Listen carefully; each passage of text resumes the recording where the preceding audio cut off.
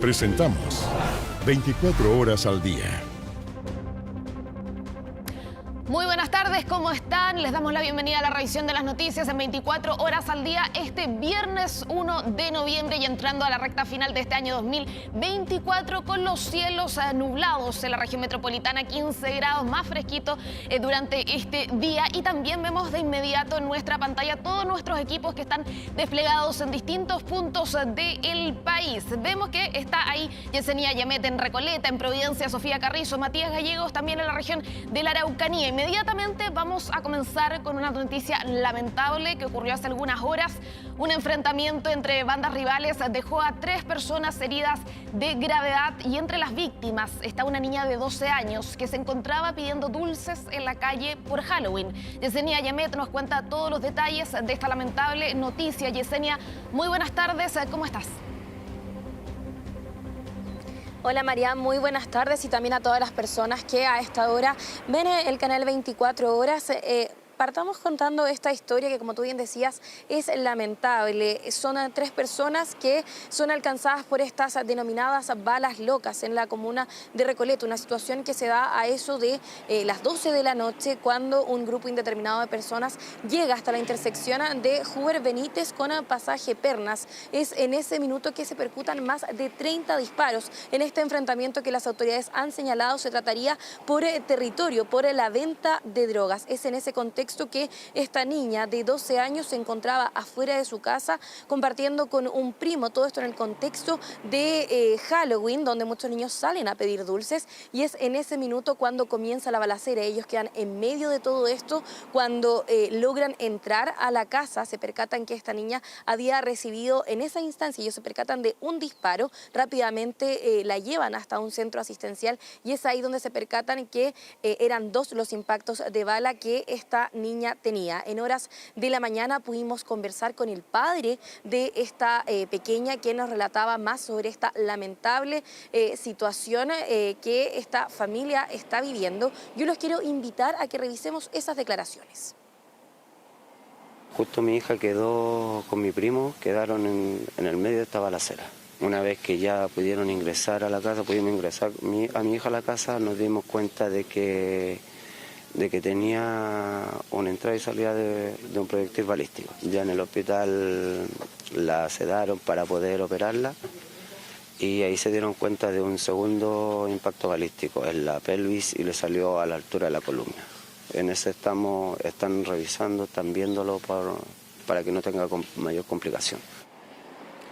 Yesenia, es sumamente lamentable, ¿no es cierto?, que una familia, que niños que estaban jugando en la calle, como muchos, ¿no es cierto?, a lo largo del país, terminen de esta situación. Primero, preguntarte cómo es la situación de salud de esta menor de 12 años, lo que has podido recabar en este intertanto, ¿no es cierto?, de tu reporteo, y también preguntarte por la situación más policial. ¿Se sabe algo de estas personas, de estas bandas que se dispararon? ¿Se ha seguido por parte de las policías su pista?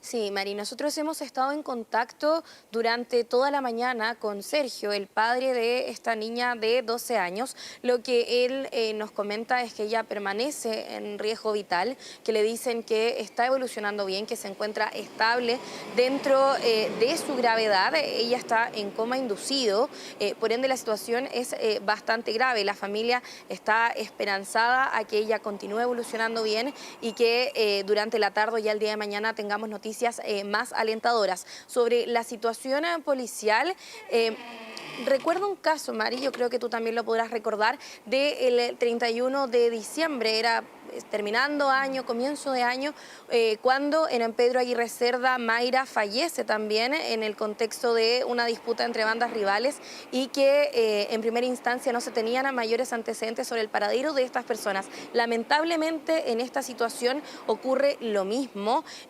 Son 3 las personas que se encuentran lesionadas, esta niña de 12 años, pero también 2 adultos adultos que estaban en su domicilio y que reciben estos impactos balísticos, estas mal llamadas balas locas, y es en ese contexto que las personas que realizan estos disparos, estas bandas rivales que dicen las autoridades, todavía no han sido identificadas. Está trabajando Carabineros, el departamento de el OS9, en recabar mayores antecedentes, las declaraciones de testigos, también en las cámaras de seguridad que pueden estar en este lugar podrían ser clave finalmente para dar con el paradero de estas personas que realizan estos disparos. Yo te quiero invitar a que pasemos a revisar lo que dijo Carabineros sobre este hecho.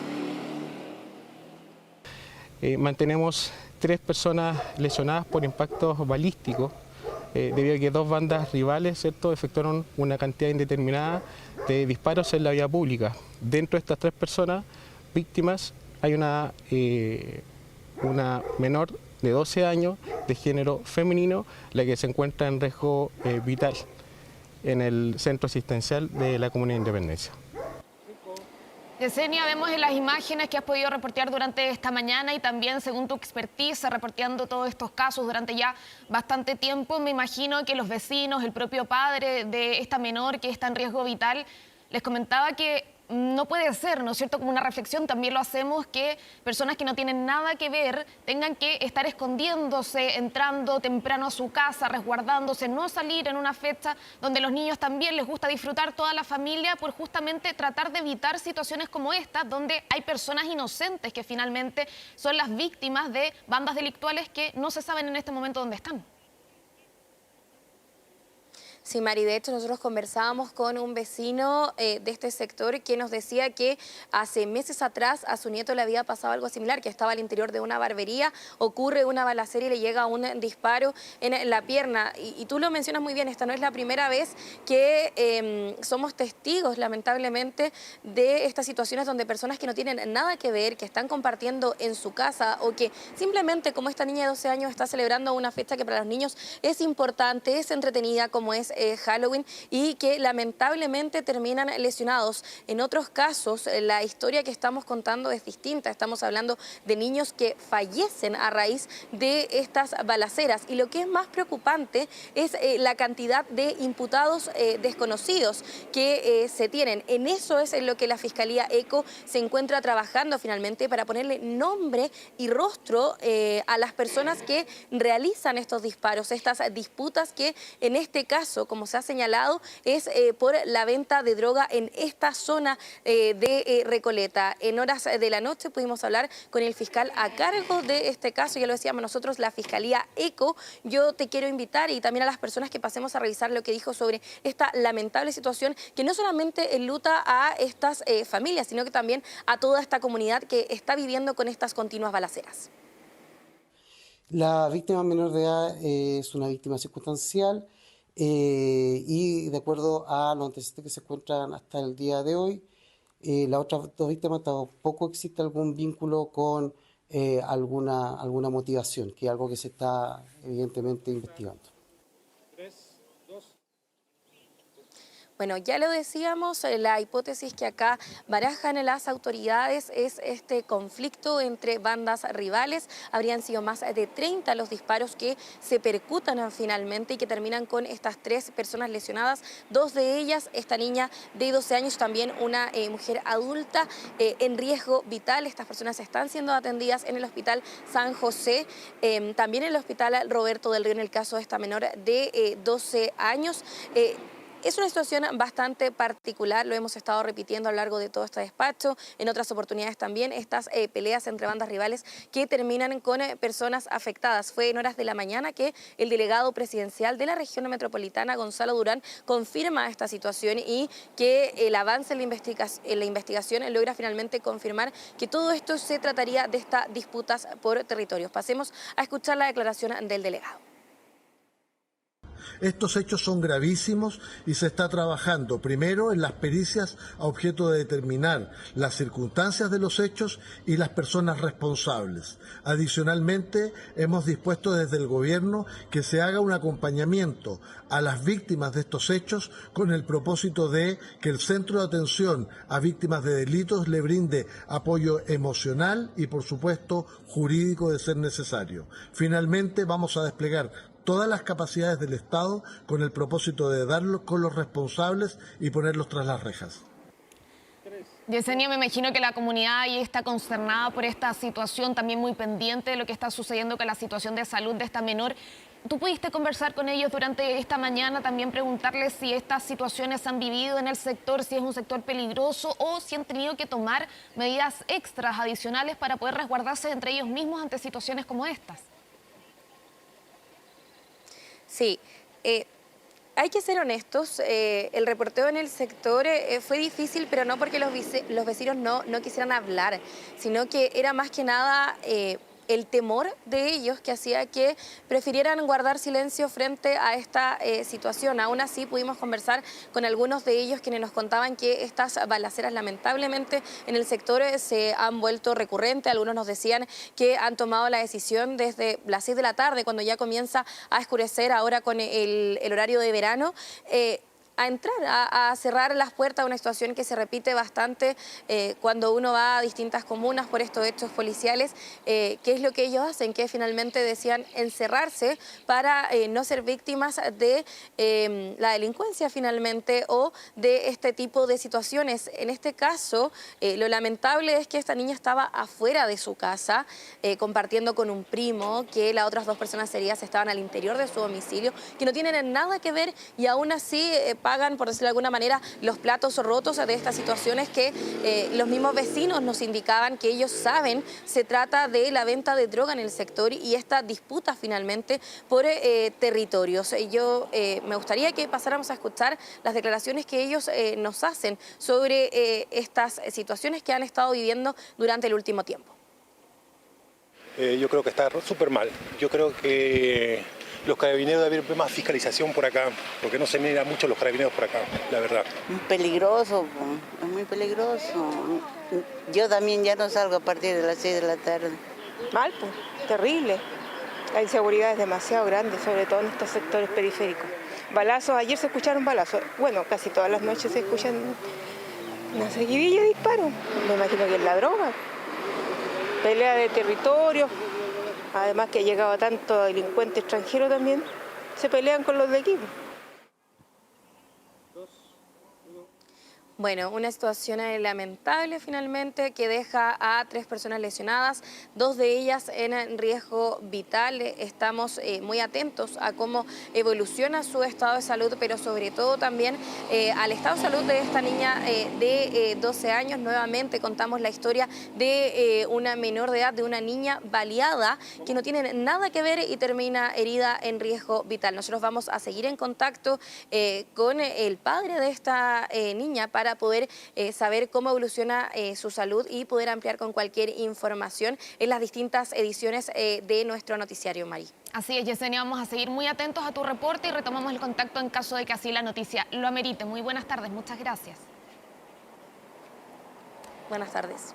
Vamos a otra noticia también lamentable. Una persona fallecida y 3 heridos fue el resultado de un violento tiroteo en la comuna del Bosque. Los agresores habrían efectuado más de 50 disparos. Sofía Carrizo, la vemos en pantalla, también tiene todos los detalles de esta noticia. Sofi, muy buenas tardes. Claro, Mari, y para seguir la misma línea de lo que contaba Yesenia Yamet, en la comuna de Recoleta algo similar ocurrió, pero en la comuna del Bosque, zona sur de la región metropolitana, donde se habla eventualmente, presumiblemente, de manera preliminar, de una disputa entre bandas rivales. Pero vamos a los hechos ahí en la comuna del Bosque. Todo esto ocurre a eso de las 8:30, 8 de la noche. ¿Y cuál es lo grave, Mari? Porque esto, a esa hora, el día de ayer, había niños pidiendo dulces. Recordemos que ya a las 8 todavía está claro. Pudo haber sido también un hecho que se pudo haber visto involucrado, quizás niños pidiendo dulce, afortunadamente no, pero esto ocurre a esa hora, justamente en la intersección de Los Retamos con Alejandro Guzmán. ¿Qué es lo que pasa?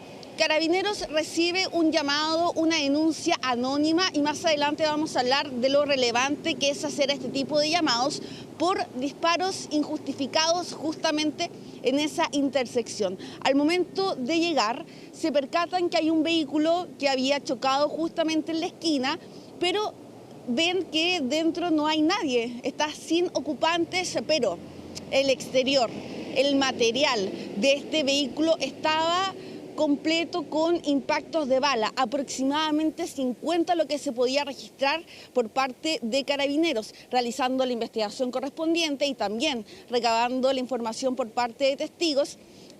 Se derivó a 3 personas justamente al hospital El Pino y otro gravemente al Sapu, que está en Gran Avenida. La persona que fue derivada a ese recinto de atención primaria, al Sapu, un hombre, fue justamente producto de las heridas de estos impactos balísticos, falleció.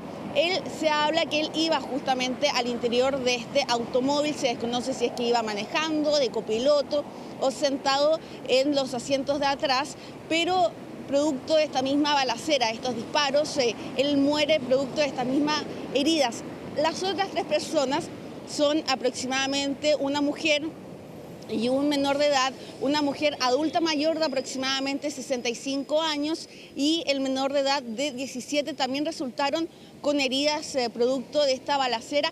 Se desconoce si es que ellos iban al interior del vehículo o si es que simplemente iban transitando. Pero obviamente para hablar y contar esta historia tuvimos la oportunidad de conversar con un vecino que obviamente no quiso mostrar su rostro por eventual represalia, pero nos contó que le escuchó justamente una ráfaga de disparos. Pasemos a escuchar su declaración. Bueno, la balacera se escuchó. ¿Cuántos disparos, por ejemplo? Eran ráfagas, así que es indeterminado decirlo así con exactitud, pero 50, un poco más. Muy fuerte, ¿no? Sí, pues, demasiado. ¿Y qué vio?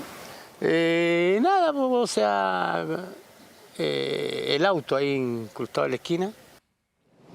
Sofía, yo sé que todavía todo esto está en investigación, ¿no es cierto? Es la Fiscalía, las policías quienes también tienen que determinar ciertos hechos, pero dentro de los detalles que tenemos preliminarmente, ¿se sabe si las personas que fueron víctimas de estos tiroteos se conocían entre sí con las personas que perpetraron estos disparos? ¿Hay alguna información respecto de también cuál fue el móvil de lo que sucedió ahí durante esa noche?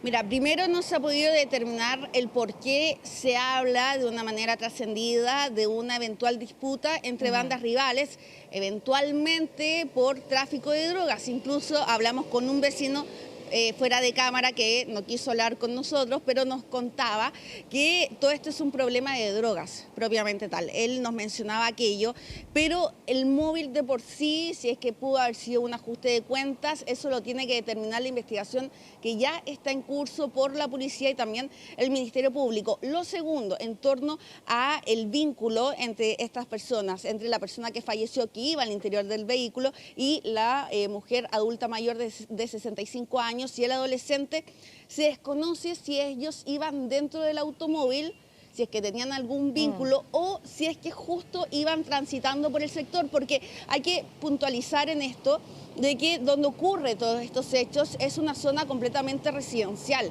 Nosotros estuvimos ahí durante la mañana y habían casas, había un negocio, eran pasajes, pero era algo muy cerrado, simplemente casas, así que donde ocurre principalmente la balacera era en un pasaje muy angosto, así que pudo haber sido dentro de ese pasaje o de personas que iban transitando o iban dentro del auto. Eso no se sabe por qué, porque él lo explicaba también Carabineros, que vamos a escuchar su declaración pronto, que cuando ellos llegan, los mismos vecinos dicen que las personas heridas, que estamos hablando del restante de los 3, y la persona que falleció, los derivaron por otros medios a estos recintos que se trata del Hospital El Pino y también al SAPU de Gran Avenida. Ahí ellos los trasladaron. Por lo mismo, cuando ellos llegan ya no había nadie.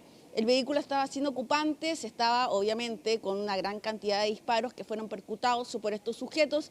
Desconocemos si es que estos sujetos andaban a pie, andaban en un vehículo, pero la gran cantidad de disparos que tenía este automóvil, que era un vehículo normal, era bastante grave, y eso daba cuenta de una eventual disputa, ajuste de cuentas, pero obviamente esta hay una información y una investigación propiamente tal que tiene que deliberar la misma policía, pero en cuanto a la relación entre ellos mismos, todavía no se conocía, porque además de la persona que murió al momento de ser trasladada a este recinto de atención primaria, no andaba tampoco con el documento, solamente se sabía que era hombre, pero no se lograba en ese momento identificar quién era.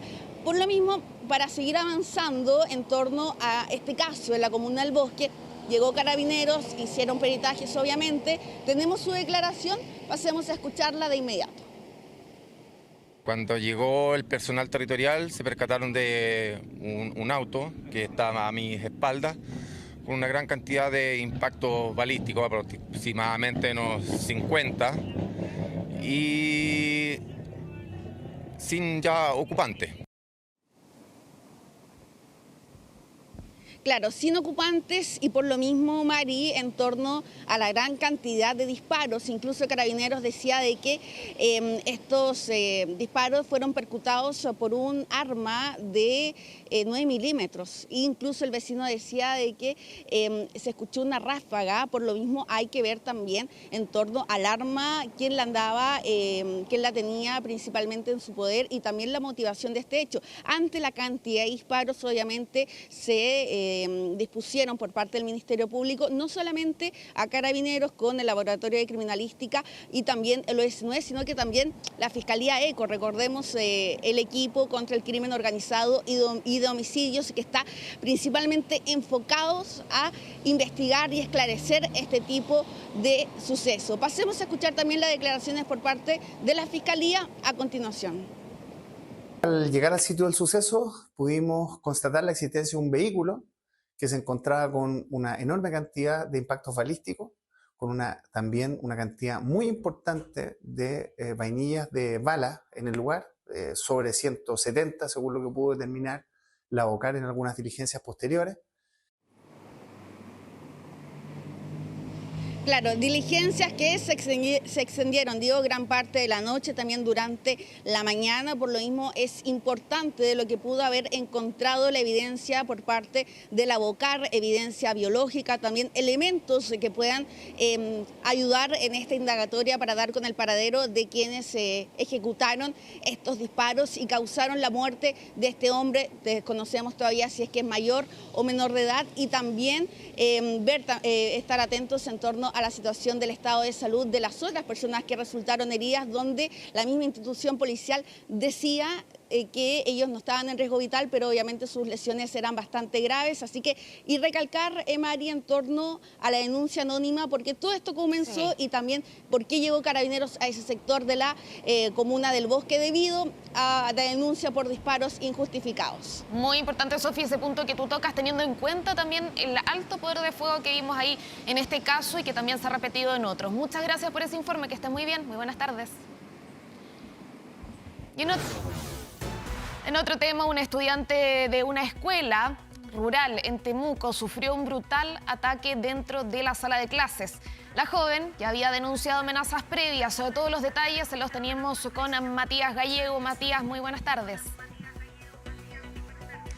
Sí, ¿qué tal? ¿Cómo estás, Marian? Las imágenes que vamos a ver a continuación son evidencia de algo que no queremos ver más, evidentemente, en ninguna escuela de nuestro país. Esto pasa exactamente en la escuela El Crucero, en el sector de Tromelmayín, en un sector rural de la comuna de Temuco, la región de la Araucanía, donde se ve claramente una agresión que sufre una estudiante de 14 años del octavo básico, justamente ese centro educacional, que se ve claramente la agresión, ¿no?, que sufre por parte de otra de sus compañeras al interior de una sala de clases, a vista y paciencia también de otro de sus compañeros que no intervienen en esta acción violenta que sufre esta persona. Hoy todos esos hechos están en investigación, evidentemente, porque la familia ha interpuesto una denuncia no solamente contra quien pueda ser responsable de estas agresiones, también contra el establecimiento, ya que acusan que los protocolos que corresponderían en esta acción violenta no se habrían aplicado en este establecimiento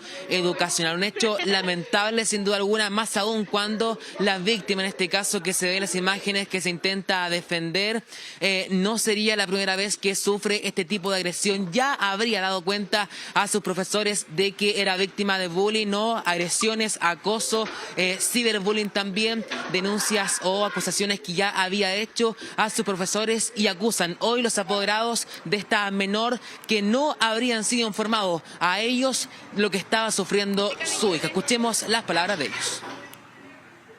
Ocurre en la hora de recreo, y donde cierran la sala de clase, los niños se quedan ahí solos. Mi hija lo que comienza con agresiones verbales, empujones, donde después ya se agarran a golpes, se agarran del pelo, entra otra más a pegarle puñetazos, y compañeros graban el hecho de la situación y no dan aviso a la directora. Obviamente, al tener cerrada la sala, nadie se da cuenta, ni siquiera personal de aseo. Matías, sabemos lo complejo que son estos casos, ¿no es cierto?, de bullying en menores de edad a lo largo de nuestro país, que muchas veces incluso tienen desenlaces que son muy complejos para toda la familia, para ellos también. Pero acá hay un punto que es importante establecer, que dentro de un establecimiento educacional, cuando no están los padres presentes, quienes están a cargo son los adultos, o sea, los profesores, los inspectores, los sostenedores, el director o la directora del colegio. En este caso, ¿qué pasó? ¿Qué dice la escuela, el colegio respecto de cuáles fueron las medidas? ¿Qué pasó acá? ¿Quién estaba bajo la supervisión? ¿Qué ha dicho la escuela, o hasta el momento no ha emitido ninguna declaración?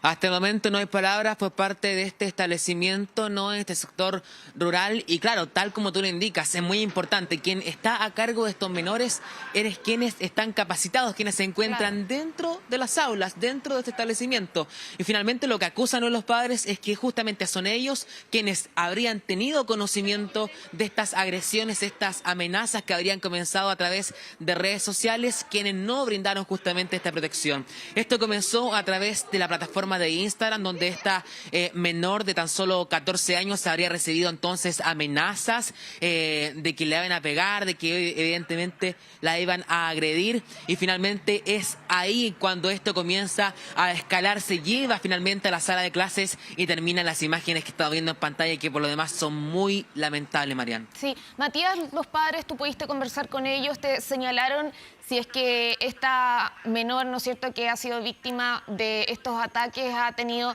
apoyo, por ejemplo, psicosocial por parte del establecimiento, o ellos mismos de forma particular como padres han tenido que tomar otro tipo de medidas para afrontar esta situación que, como tú bien nos contaban, ya lleva desde varios meses. Sí. Exactamente 4 meses, según lo que dicen los padres, quienes nos han confirmado 24 horas que están llevando a su hija que asista, a la ayuda psicológica que merece para afrontar esta lamentable situación. Desde el establecimiento le han facilitado también la ayuda profesional psicológica para que ella pueda seguir adelante también con sus estudios. Se encuentra en la última etapa para cerrar este ciclo de octavo básico, que es muy importante, evidentemente, para seguir con la enseñanza médica. Es un proceso que se está llevando a cabo en paralelo también a la denuncia que están llevando los padres, que se interpuso la Policía de Investigaciones, y donde también se constató lesiones a la menor, a esta adolescente, y corrijo, de 14 años, quien lamentablemente sufrió estas agresiones dentro de este establecimiento educacional. También hablamos con el padre, y esto fue lo que nos dijo. Escucha. Como familia, como papá, lo afecta muchísimo, porque nunca había pasado esto en este colegio, de agarrarse entre niños, encima terminando su octavo, y lo peor que haya pasado, porque siempre había bullying, pero nunca salía a luz. Imágenes que evidentemente no deseamos que se repitan en ningún establecimiento educacional donde son los adolescentes de 14 años que en esta ocasión son víctimas de bullying, algo que comienza en redes sociales y lamentablemente llega a estar presentes en las aulas de clase de nuestro país. Y esta vez es una adolescente de 14 años quien está entonces enfrentando ahora un proceso legal para determinar responsabilidades por esta agresión que sufre al interior de un establecimiento que se habrían prolongado por más de 4 meses. Sí, Matías, importante también que el colegio, que la escuela, ¿no es cierto?, determine cuál va a ser su declaración, porque ellos también tienen responsabilidad en este caso al ser los adultos responsables, ¿no es cierto?, durante se tramita, ¿no es cierto?, la clase ahí en las aulas. Muchas gracias por ese informe, que estés muy bien, muy buenas tardes. Buenas tardes. Nos vamos hasta la región del Biobío. Se lo mostrábamos el día de ayer por las pantallas de 24 horas, esta situación, ¿no es cierto?, respecto de esta persona que se fugó del juzgado de garantía de Concepción, e incluso hasta una casa de seguridad fue trasladada la mujer que denunció a este hombre por violencia intrafamiliar. El hombre es intensamente buscado hasta ahora y Rodolfo Ríos ha estado reporteando este caso desde el día de ayer, desde el primer minuto. Rodolfo, muy buenas tardes, ¿cómo está? ¿Qué es lo que se conoce después de todas estas horas respecto de esta persona que todavía está fugada? Hola María, ¿cómo estás? Muy buenas tardes. Claro, es un caso que hemos seguido exhaustivamente desde que se produce prácticamente, cuando en horas de ayer, en plena audiencia, eso de las 11:30 de la mañana, Ronnie Daniel Cáceres Acevedo, que se encontraba citado precisamente por el juzgado de garantía de Concepción, esto debido a denuncias de violencia intrafamiliar por parte de su familia, de su expareja. Se encontraba citado entonces en este tribunal y es allí cuando entonces comienzan los alegatos, la presentación del Ministerio Público buscando la medida cautelar para que él pueda cumplir en medio de estas denuncias de violencia intrafamiliar, que son varias, son reiteradas según la información que hemos podido recopilar. Es ahí entonces cuando, mientras se discutía en esta audiencia cuál iba a ser la medida cautelar para Ronnie Daniel Cáceres Acevedo, él simplemente escapa y logra evadir, como ustedes ven en las imágenes, al único gendarme que se encontraba en esa sala del tribunal. ¿Por qué se encontraba solamente un gendarme? Según un comunicado que se nos ha hecho llegar, uno por parte del Poder Judicial de la región del Biobío y otro por parte de Gendarmería, se nos señala que al tratarse de una audiencia de no un nivel de inseguridad muy grande, solamente el Ministerio Público no requirió más seguridad y es por eso que solamente se encontraba un gendarme. Pero la pregunta está en cómo esta persona, Ronnie Daniel Cáceres Acevedo, que ahora se encuentra prófugo, logra evadir a este gendarme y arrancar libre de alguna manera del juzgado de garantía de Concepción. Y hasta este momento sigue prófugo de la justicia. Durante la mañana se rumoreaba que él ya habría sido detenido y nosotros consultamos con Gendarmería y esa situación fue desmentida. Él sigue prófugo de la justicia y está siendo ampliamente buscado por personal del OS9 de Carabineros y también, según por personal, bien digo, de la Policía de Investigaciones. Quien se refirió a esta situación fue la directora regional de Gendarmería, indicando los detalles y dando a conocer ciertos detalles, indicando también que se está realizando una investigación interna en Gendarmería para determinar las causas finalmente de esta fuga de esta persona imputada por violencia intrafamiliar. Pasemos a revisar esas declaraciones. Este mando regional recopila antecedentes para determinar de manera fehaciente cómo ocurrieron los hechos y de ese modo evaluar acciones administrativas frente a responsabilidades del personal si fuera el caso. No obstante, consideramos pertinente aclarar que el imputado no estaba bajo custodia institucional, dado que provenía desde el exterior y huyó antes que fuera notificado de prisión preventiva, lo que está lejos de ser y configurar una fuga. Rodolfo, tú nos contabas que la denunciante, su familia, también se encuentra con resguardo debido a eventuales represalias que pueda existir de esta persona que se encuentra todavía fugada. Lo hemos visto en otros casos, incluso cuando hay orden de alejamiento, que situaciones de violencia intrafamiliar terminan en femicidios. Por lo tanto, me imagino que la denunciante, también su familia, debe estar muy preocupada por este caso. Tú pudiste hablar con ella, ¿no es cierto? ¿Pudiste tener alguna declaración respecto de cómo se siente en este momento, teniendo en cuenta que la persona que ella denunció se encuentra en este momento fugada? Exactamente, Mariana. Nosotros podemos conversar con ella, quien accedió en exclusiva a conversar con 24 horas sobre esta denuncia. Ella actualmente se encuentra al sur de la región del Biobío, a varias horas de Concepción. Se encuentra en una casa con resguardo policial, tal como les contábamos. Nosotros pudimos conversar con ella durante horas de esta mañana y ella nos comentaba su preocupación y también su inseguridad, porque ella decía que ya ha denunciado en varias veces a Rodney Daniel Cáceres Acevedo. Ella es la expareja de esta persona, llevan por lo menos un año separados y ella decía que esta persona no ha dejado de hostigarla. Incluso nos dio algunos antecedentes. Se trataría de un hombre de 28 años, como ya les contaba, hace un año separado de esta persona, y una persona con muchos problemas de drogadicción, consumo de distintas especies y también con consumo constante de alcohol. Y esto habría provocado muchas situaciones de violencia intrafamiliar. Hablamos de golpes, de gritos en contra de su expareja y también golpes a sus hijos, y en particular a la hija también que tienen en común la víctima y Rodney Daniel Cáceres Acevedo. Pero como ya te decía, ella accedió a conversar en exclusiva con 24 horas contando su testimonio, y este es, para que ustedes lo puedan escuchar. Necesito que lo encuentre luego para nosotros poder volver a nuestra casa. El día de la audiencia él se fugó de la audiencia golpeando al gendarme, agrediendo a los guardias de patada y combo y yéndose del lugar. Así que necesito que proteja mi vida antes de que él termine matándome y haya una muerte acá. Rodolfo, lamentablemente tenemos que informar situaciones como esta, pero acá lo importante, siempre lo hemos dicho en 24 horas, es hacer la denuncia si uno es víctima de alguna situación de violencia intrafamiliar, pero también si uno conoce alguna situación, y por eso también tenemos ahí en pantalla el fono de orientación, el 1455, donde usted puede llamar también, donde puede recibir orientación y también ayuda psicosocial y jurídica justamente para estos distintos casos lamentables de violencia intrafamiliar que viven mujeres día a día en nuestro país. También quería preguntarte respecto de cuál es la sensación que se deja en las personas que van al juzgado de garantía justamente a poder defender sus derechos y que se encuentran que la seguridad no fue tal como para que una persona con esa facilidad pudiese salir del juzgado de garantía y en este momento todavía no encontrarla. Sí, Marian, nosotros durante esta mañana nos dirigimos también al juzgado de garantía de Concepción. Hemos estado ayer, volvimos hoy también para conversar con distintas personas que tienen que hacer trámites o distintas audiencias. Incluso es sabido por la prensa, por el rol de los periodistas, camarógrafos y gente que tiene que hacer trámites, que hay controles de seguridad al interior. Uno tiene que firmar papel, tiene que mostrar su carnet muchas veces. Y en este caso la gran pregunta es, ¿qué pasó? ¿Qué controles de seguridad fallaron para que esta persona finalmente lograra escapar libre de este juzgado de garantía de Concepción? Y nosotros conversamos con personas que llegaron durante esta mañana, decían que les llamaba la atención, es curioso, primera vez que escuchaban una situación de este tipo y que por supuesto también les provocaba inseguridad, porque ellos decían perfectamente podrían encontrarse con una situación así cuando vayan a hacer algún otro trámite ahí en ese tribunal de la justicia. Pasemos a revisar entonces parte de la conversación que tuvimos con distintos penquistas, bien digo, que llegaron durante esta jornada al juzgado de garantía de Concepción.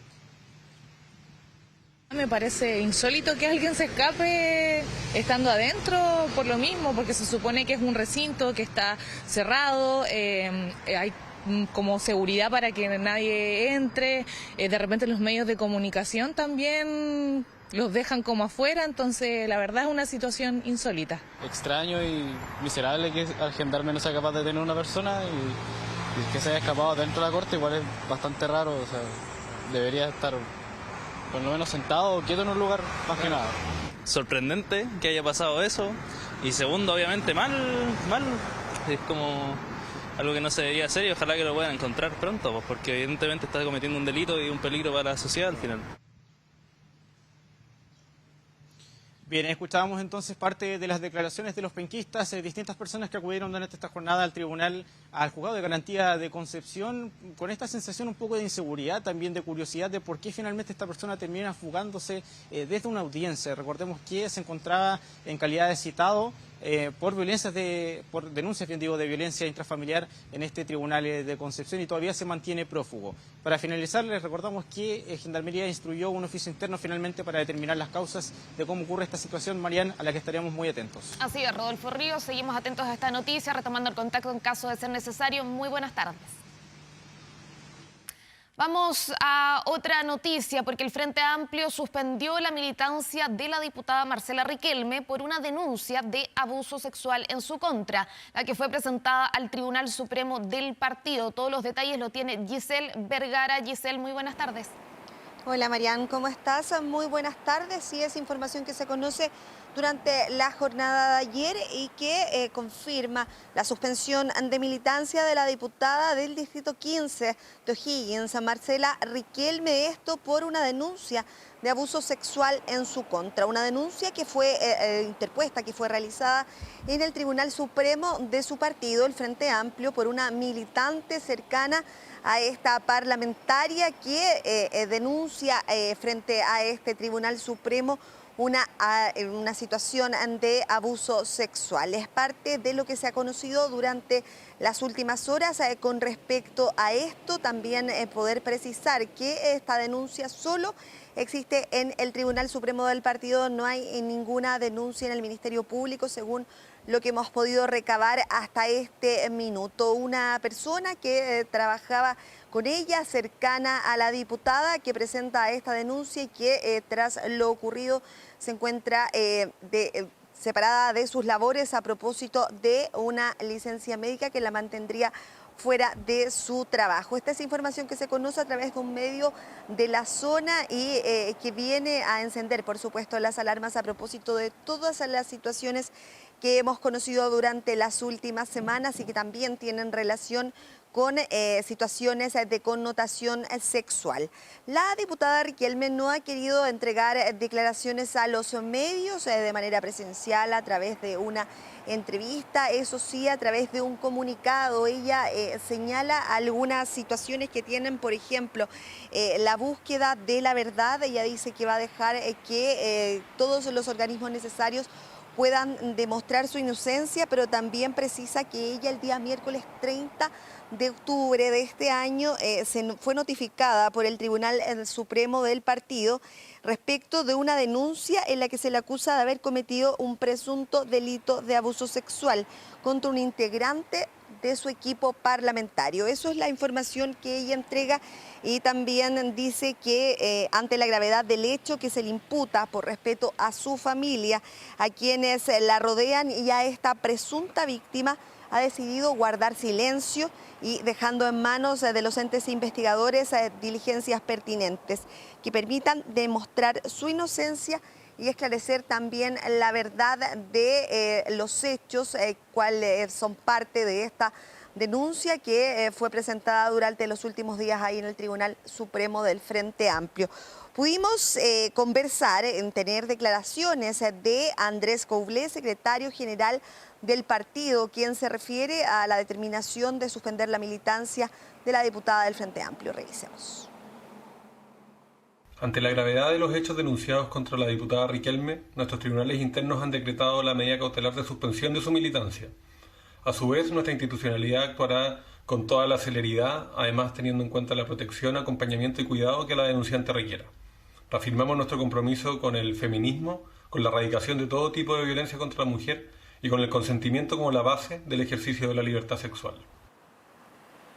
Giselle, hay algunos indicios de las pruebas también de la denunciante. Se leía en algún momento que también había una serie de mensajes de mensajería de WhatsApp donde se señalaba por parte de la denunciante algunos mensajes de insinuaciones por parte de la diputada. Y lo otro que quería mencionarte también, que al parecer en este caso la respuesta por parte de algunas autoridades fue mucho más rápida, comparando, por ejemplo, lo que sucedió en el caso Monsalve. De hecho, la ministra Antonia Orellana de la Mujer ya emitió una declaración durante esta mañana donde señalaba que se le ha otorgado ayuda psicosocial a esta denunciante, ¿no es cierto?, que hace esta aseveración en contra de la diputada.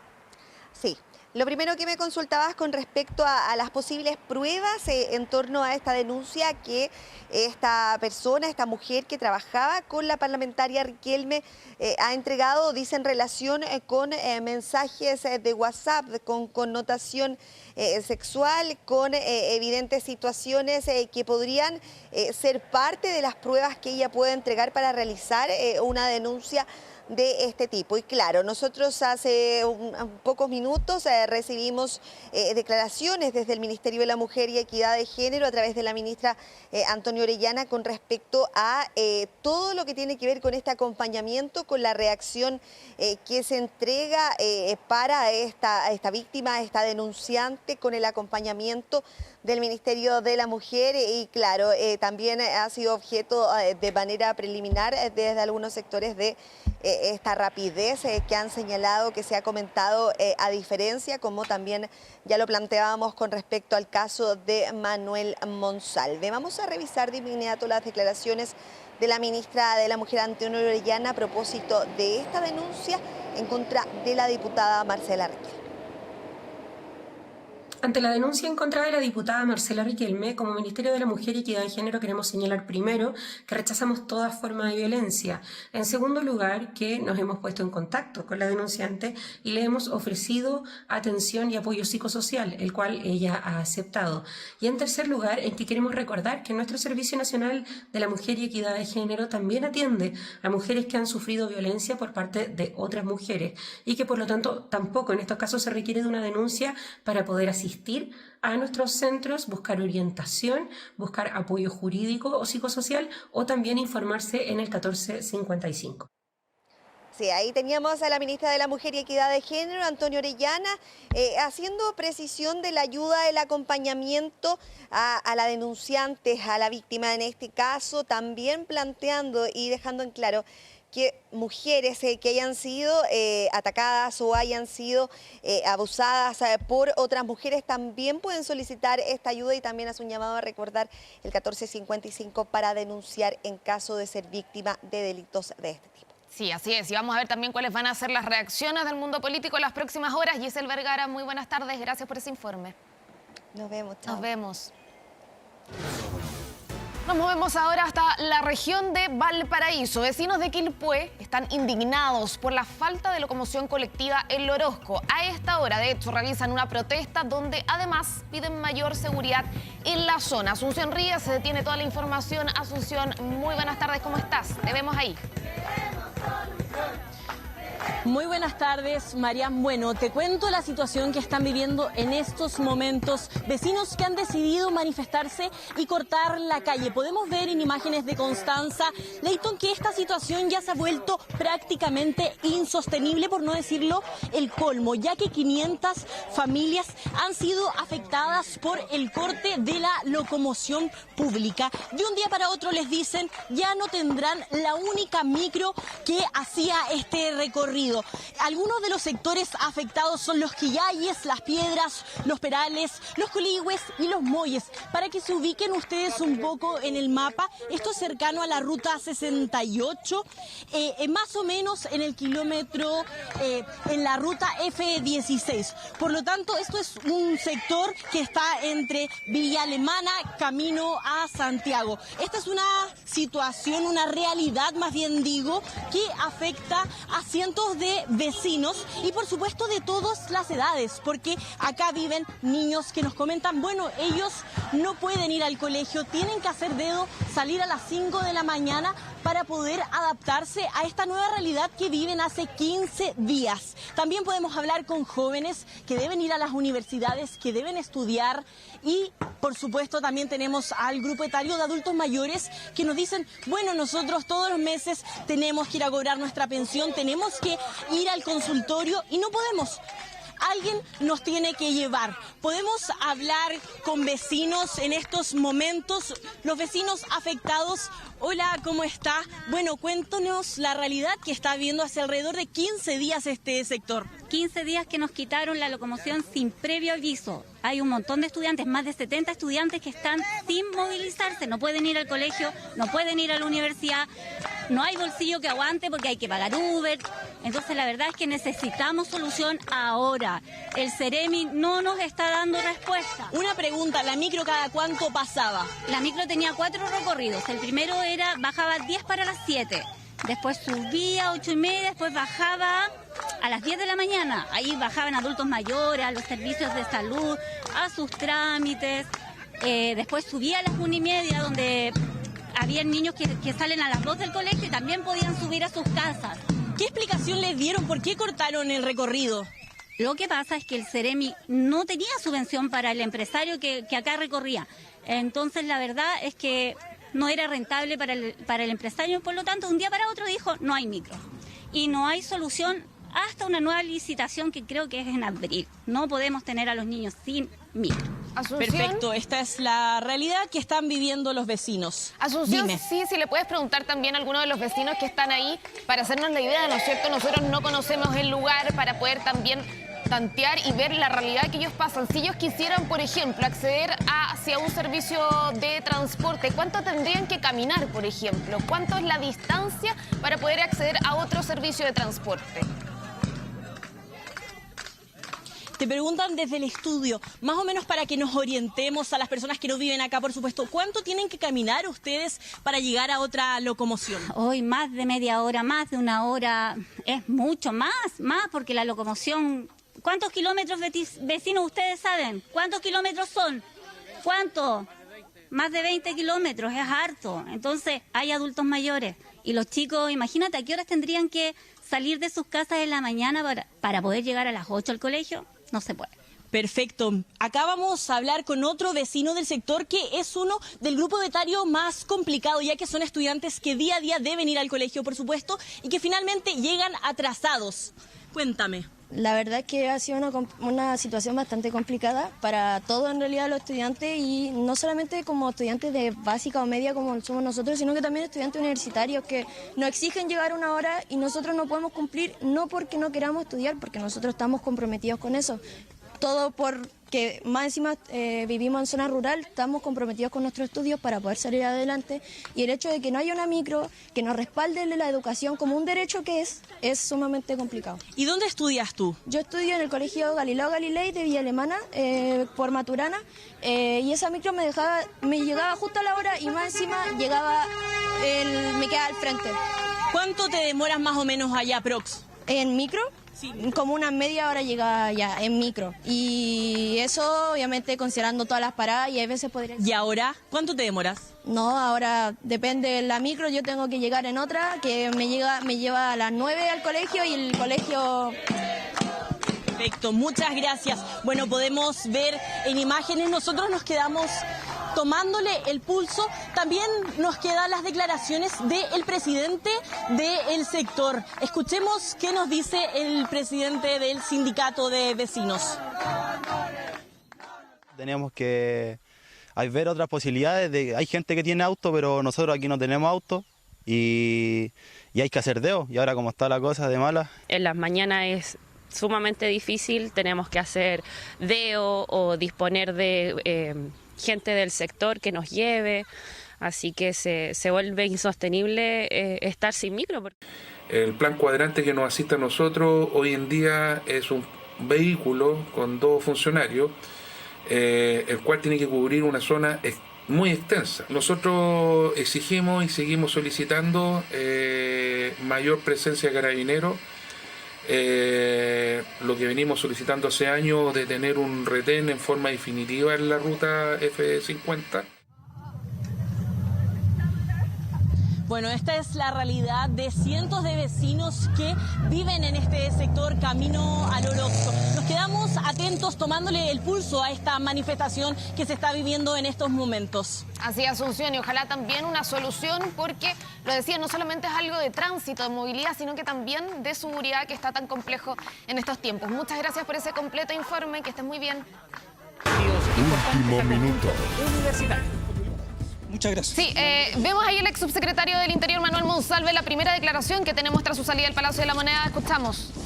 Confío en las instituciones del Estado. Muchas gracias. La llamada de la ministra del Interior. No es necesario que siga. Es lo que voy a contestar. Muchas gracias. Manuel, ¿usted está tranquilo? ¿Cómo se siente usted justamente con esta situación que está viviendo, la verdad? Ya hablé, le pido por favor respeto. Es lo que puedo contestar. Creo que ha sido suficientemente claro. ¿Puedo hablar Muchas con su gracias. familia el día que viajó a Concepción? Mi familia está conmigo. Muchas gracias. Bueno, estamos con el subsecretario, ex subsecretario del Interior. Han sido días bastante complejos. Están dando sus primeras declaraciones. Utilizó recursos de carabineros en este viaje, se habla mucho de un vuelo. Manuel. No es necesario que me sigan, ya he contestado y he dicho que no me voy a referir a los hechos porque están en el marco de una investigación declarada secreta. Manuel, estamos en vivo para 24 horas. Manuel, bien cortito, estamos en vivo para 24 horas. ¿Usted está tranquilo? Subsecretario, hay bastantes dudas en relación, al menos... ¿Podríamos parar a conversar un segundo, Manuel? Estamos en vivo en 24 horas. Ministra, por ejemplo. He sido muy respetuoso, voy a seguir siendo respetuoso.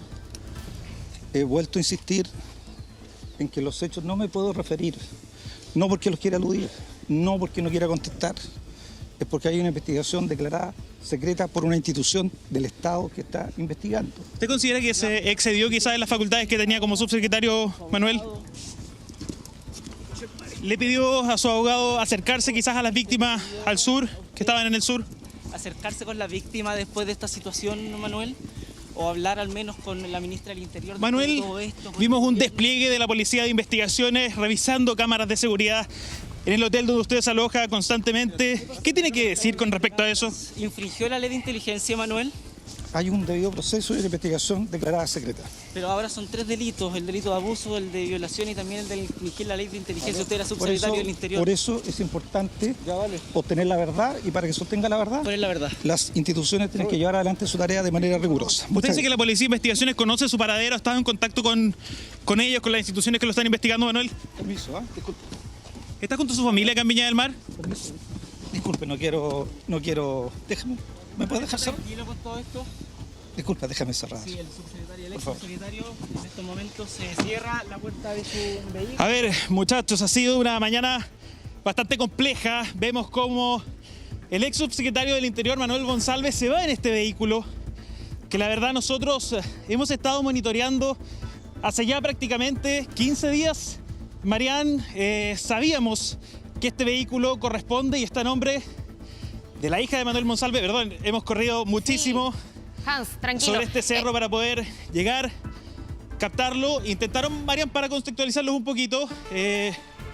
Hans, sí, justamente para dar un poco de en un primer momento. Para dar un poco de contexto antes que nos cuenten, estamos en la región de Valparaíso.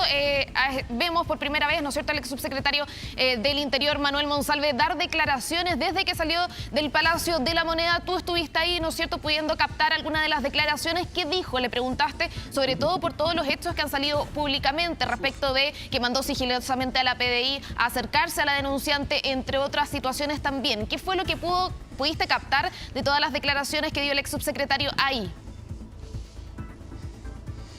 Mira, llevamos 15 días afuera del edificio en donde nosotros sabemos y siempre supimos que estaba el subsecretario del Interior, Manuel Monsalve.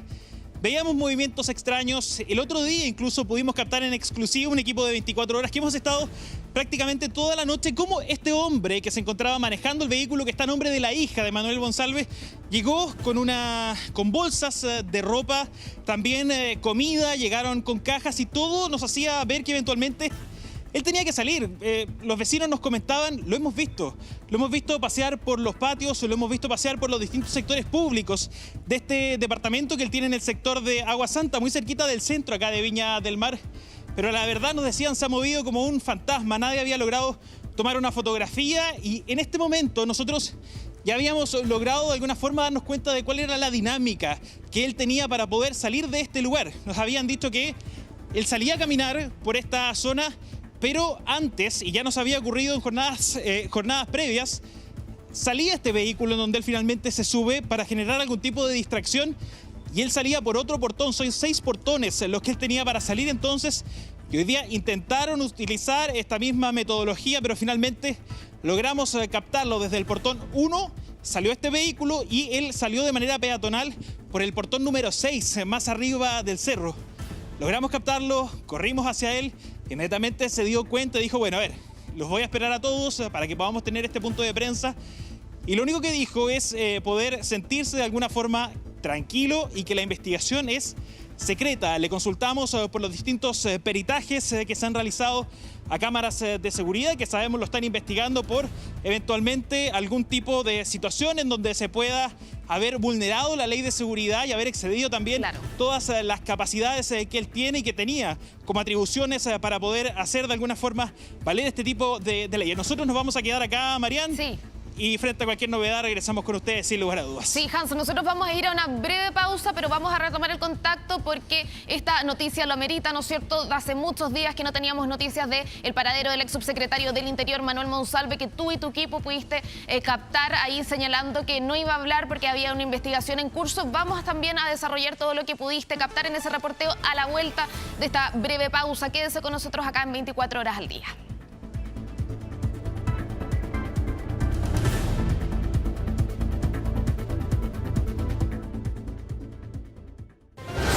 Ya volvemos con 24 horas al día. Estamos viendo 24 horas al día. Último minuto. Sí, nosotros lo mostrábamos hace algunos minutos en esta noticia, ¿no es cierto?, que ha reporteado nuestro equipo regional a cargo de Hans Christiansen con todo su equipo desde la región de Valparaíso. El ex subsecretario del Interior, Manuel Monsalve, dio algunas declaraciones, las primeras que hemos escuchado tras su salida del Palacio de la Moneda cuando renuncia a su cargo. Estamos viendo justamente la imagen de ese día. Hans, estuviste en el lugar, pudiste conversar entonces con el ex subsecretario del Interior, que en este momento está llevando una investigación por parte del Ministerio Público en contra de él por el presunto delito de violación. Hans, ¿qué pudiste recabar en cuanto a lo que él dijo respecto de todos los antecedentes que se manejan en su contra? Muy buenas tardes.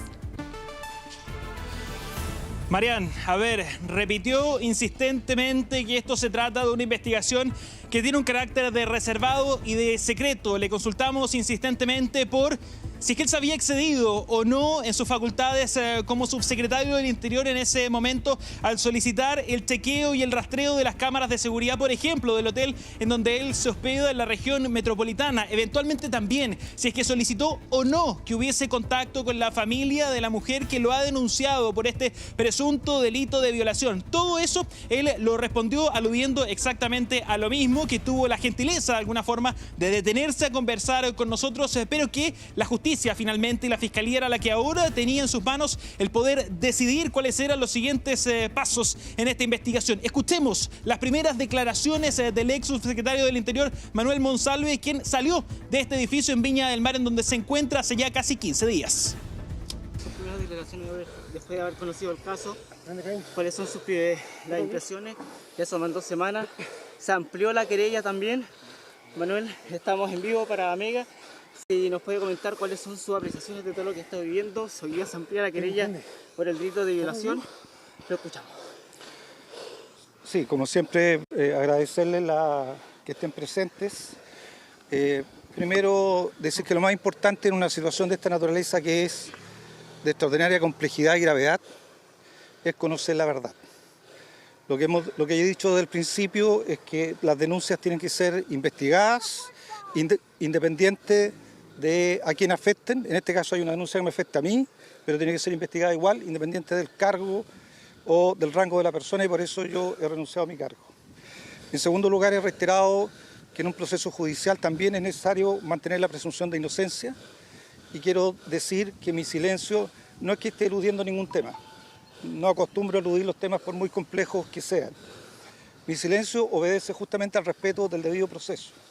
Hoy día hay una investigación. La investigación es secreta. La investigación está declarada por el Ministerio Público como secreta. No corresponde que yo me refiera a los hechos denunciados. Por lo tanto, lo primero es que mi conducta tiene que ver con una conducta de respeto al debido proceso. El silencio es para respetar el secreto del proceso investigativo. Manuel, ¿ha tenido contacto con la Policía de Investigación? Lo tercero, permítame decir que confío en las instituciones. Siempre lo he dicho, lo voy a volver a reiterar. Confío en las instituciones y por lo tanto aquí hay una investigación que lleva al Ministerio Público. Por supuesto, confío en mi defensa. Hay un equipo de abogados que ustedes conocen que está a cargo de mi defensa. Tengo profunda confianza en ellos y estoy trabajando con ellos para que la verdad y la defensa se lleve adelante en los espacios que corresponden. Y hoy día esos espacios son espacios judiciales. ¿Se juntó con la víctima Manuel a propósito de estas 2 reuniones que ella denuncia después del hecho? No me voy a referir a los hechos. Quiero volver a decir, mi silencio tiene que ver fundamentalmente con respetar el debido proceso, y hoy día hay una investigación que está declarada secreta. Les pido en eso, hablado con la PDI. Les pido en eso completa prudencia. La prudencia no tiene que ver conmigo. Hay muchas personas involucradas. Pido prudencia y respeto por la persona que denuncia, también por la persona que ha sido denunciada y por todos los entornos y las personas que lamentablemente se ven profundamente dañadas en un proceso de esta naturaleza. Hay un llamado de la policía, hay un llamado de la ministra Toal día 15, ¿eso es verdad? Vuelvo a insistir. No me voy a referir a los hechos, no porque los quiera eludir. ¿Pero cuándo tuvo contacto en el Hotel Panamericano después de la llamada de la ministra? No me voy a referir a los hechos, no porque los quiera eludir.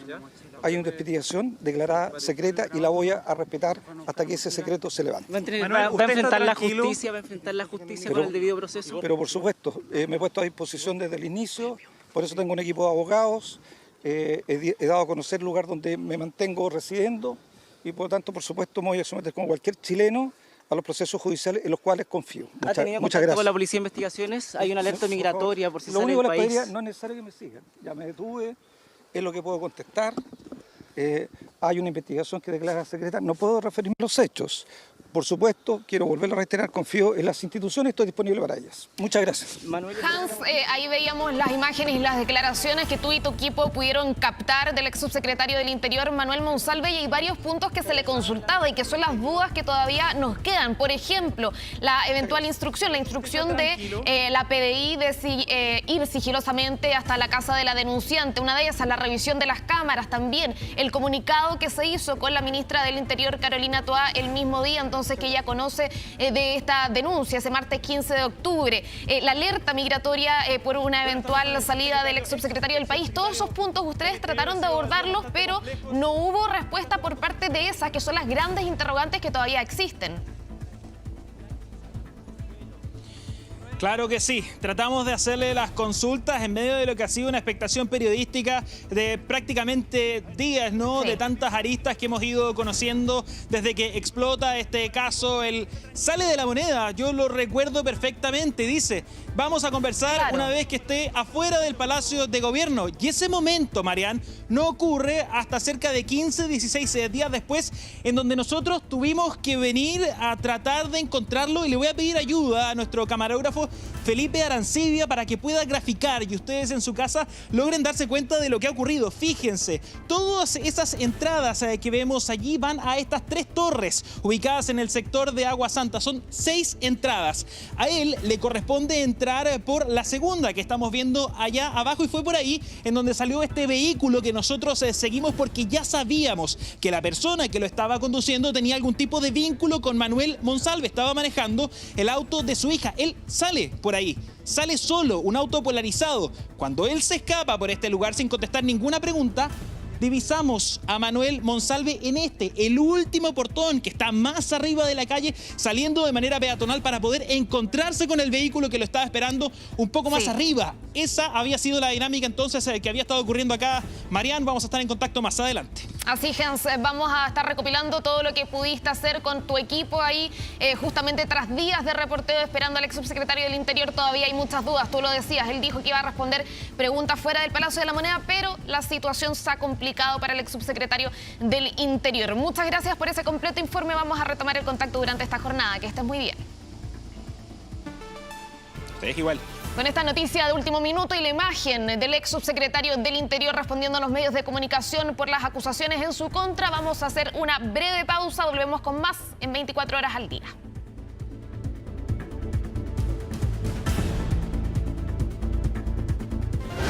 Ya volvemos con 24 horas al día. Estamos viendo 24 horas al día. Llegamos al fin de esta edición de 24 horas al día, pero los invitamos a revisar las declaraciones completas del ex subsecretario del Interior, Manuel Monsalve, su primera declaración tras dejar la moneda en 24 horas, 24horas.cl y Televisión Nacional de Chile, así como también los invitamos a seguir con nuestra programación. Que tengan muy buen fin de semana.